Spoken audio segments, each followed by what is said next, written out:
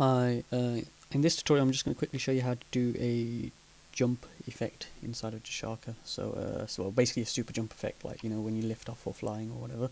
So just to show you here very quickly, jump down, bend down, jump up, fly off. That's basically what this effect is about. So if we go into the animation module,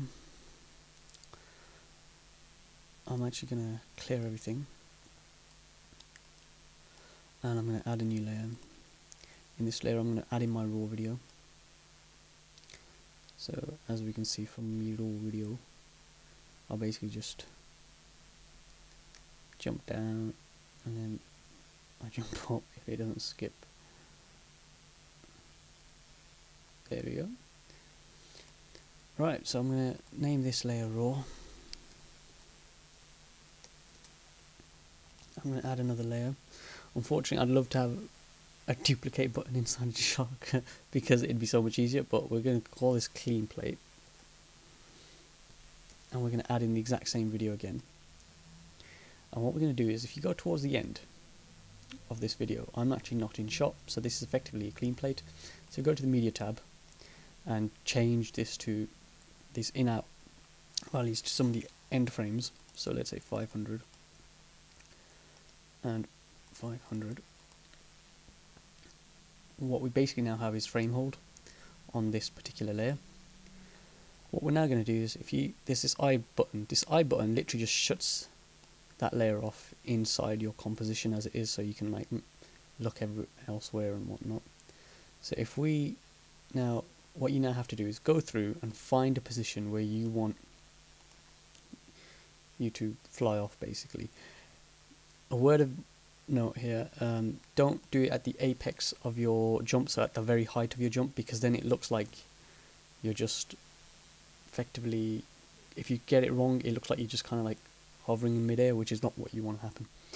So let's take this picture here. So this is where I want my jump to, then where my effect of the jump actually going up and whatnot to happen. What we now do is we need to render this out, this particular picture out. So we're going to, on the right hand side here, see this picture, this camera button. We're going to press that. Once we've pressed that, we will actually get a still image. So as you can see, I've got this still image here. To export this still image as is, all I got to do is click on export clip from the desktop, and it will allow me to save this one picture out wherever I want in my computer. Once you've exported it out, bring it into something like GIMP, cut it out, and everything except for yourself. So you get this. So you get and save it back out as a PNG with transparency. So as you can see, it's just a picture of me in the jump. We go back, bring that back into Jahshaka, click add layer, we'll name that still, and that'll be, we'll bring that picture of me jumping in. So if we have that picture of me jumping in, now we just need to line it up a little bit.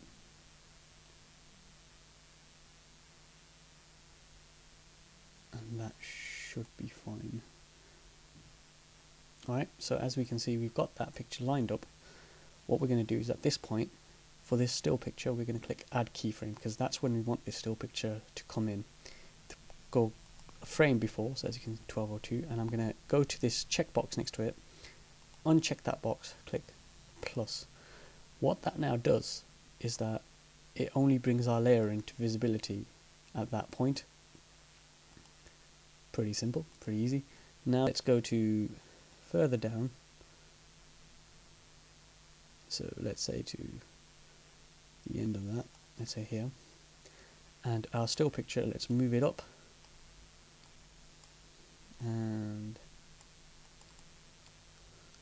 that way. So as we can see, we moved it up in that way, and click add keyframe. So this is what it looks like. Obviously then at that point your movement is completely based on what you want to do and how you want to do it. This is just a very quick example showing how you can do it. Now what we need to do is go back to the point at which this still takes over, and we need to eliminate the background. This is why we've got a clean plate. So if we uncheck our clean plate, bring our clean plate back into visibility, and add a keyframe with this checked, go back one keyframe and uncheck that clean background plate, click plus keyframe.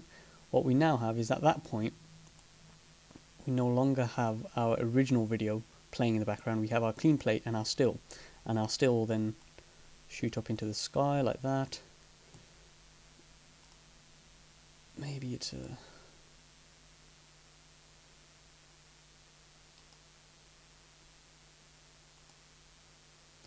translation might be a bit too much. There we go. If you click plus there. Another thing then you can do to add a little bit of realism to this, if you go to, with the still selected, go to layers tab, add in some Gaussian blur and change that to, I don't know, 50 and 50, whatever really suits you. Click add keyframe.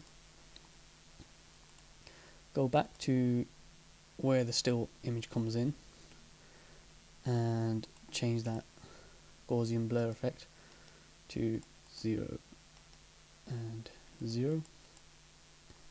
Click add keyframe. Now as it moves up,